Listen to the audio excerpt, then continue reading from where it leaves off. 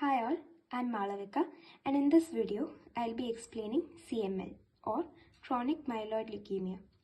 CML is a myeloproliferative neoplasm or MPN with leukocytosis and prominent granulocytes in blood and bone marrow. The characteristic features of CML include the presence of BCR-ABL fusion gene and massive splenomegaly. Coming to the pathogenesis of CML, in any normal individual, chromosome number 9 contains a gene called ABL and chromosome number 22 contains a gene called BCR. Now, due to physical, chemical or biological factors, there could be mutation, that is, translocation or exchange of fragments between these two chromosomes. Here, T922 stands for translocation between 9 and 22. As a result, ABL gene will fuse with BCR gene on chromosome number 22 and this will lead to shortening of chromosome number 22.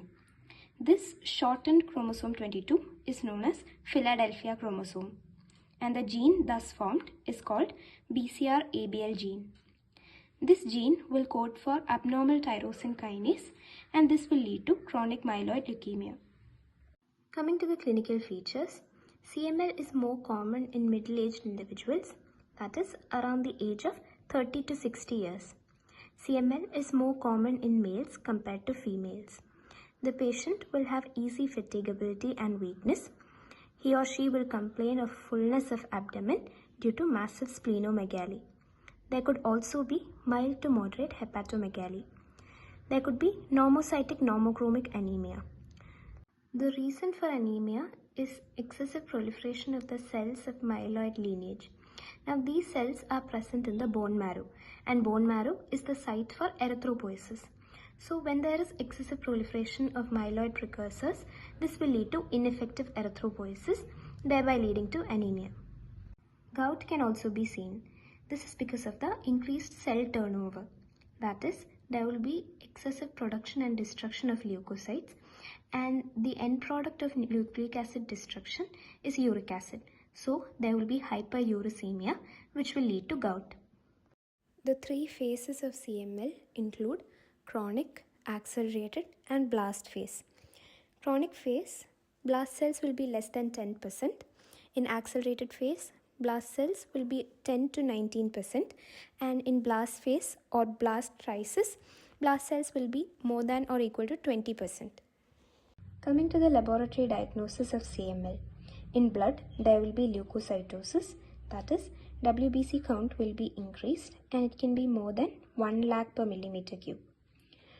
In the peripheral smear, all stages of granulocyte maturation can be seen. Myelocytes are particularly increased in number and this phenomenon is called myelocyte bulge. Basophils and eosinophils are also increased in number. There will be normocytic normochromic anemia. Platelet count may be normal or increased. Bone marrow is hypercellular and myeloid erythroid ratio is increased. Cytochemistry. Lab score is decreased. Lab score stands for leukocyte alkaline phosphatase score and it is also called neutrophil alkaline phosphatase or NAP score. This point is important because in another condition called leukemoid reaction, which is a benign condition, lab score is increased. Molecular studies like RT-PCR can be done to detect the presence of Philadelphia chromosome and BCR-ABL fusion gene.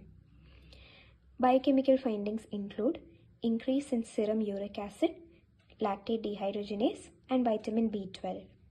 So that's all about this video on chronic myeloid leukemia. Thank you for watching.